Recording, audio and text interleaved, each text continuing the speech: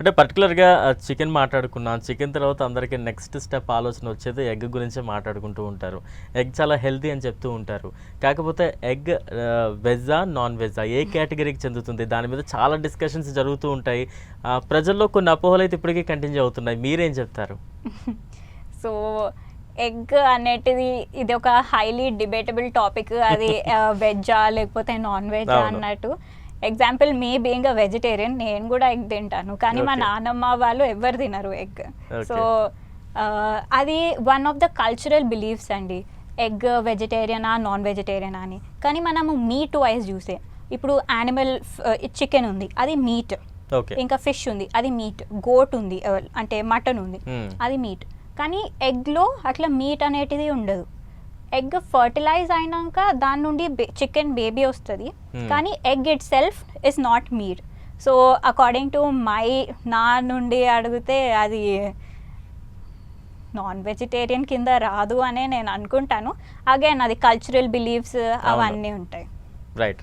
అంటే ఇప్పుడు అలాగే మనం మాట్లాడుకుంటే సమ్మర్ ఇప్పుడు చాలా ఇబ్బందులు పెడుతుంది. ఇందాక మనం చెప్పినట్టుగా బయటికి వెళ్ళాలంటే కూడా భయపడే సిచ్యువేషన్స్. ఈ సమ్మర్లో ఎటువంటి ఫుడ్ హ్యాబిట్స్ ఫాలో అవ్వాలంటారు? రైట్. సో సమ్మర్స్లో మనకి డిహైడ్రేషన్ అయ్యే ఛాన్సెస్ చాలా ఎక్కువ ఉంటుంది.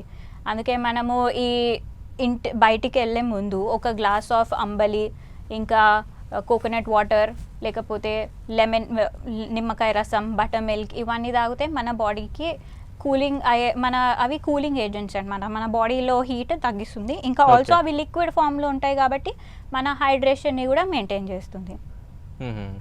Right madam. అంటే వెజ్ ఫుడ్ అనేది ఎక్కువ హెల్తీ అంటారా? నాన్ వెజ్ ఫుడ్ అనేది ఎక్కువ హెల్తీ అంటారా? రెండింటికి కంపారిజన్ చెప్పాల్సి వస్తే ఏ రకంగా చెప్తారు మీరు?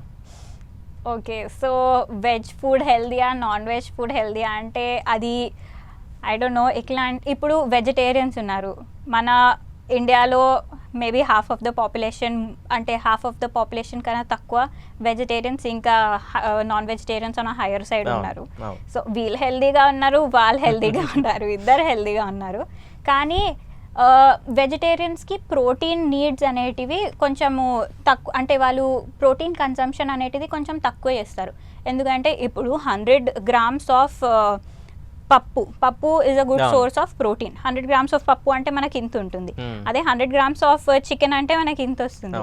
దీంట్లో 21 grams ఆఫ్ ప్రోటీన్ ఉంటుంది, దీంట్లో 21 grams ఆఫ్ ప్రోటీన్ ఉంటుంది. ఒక పర్సన్ ఈ 100 grams చికెన్ తినగలుగుతారు, కానీ వీళ్ళు 100 grams పప్పు అట్లా తినలేరు. రైట్. సో అది that is one of the difference. వీళ్ళకి ఏమో రిక్వైర్మెంట్ అంటే అవైలబిలిటీ కొంచెం తక్కువ ఉంటుంది, వీళ్ళకి అవైలబిలిటీ ఎక్కువ ఉంటుంది.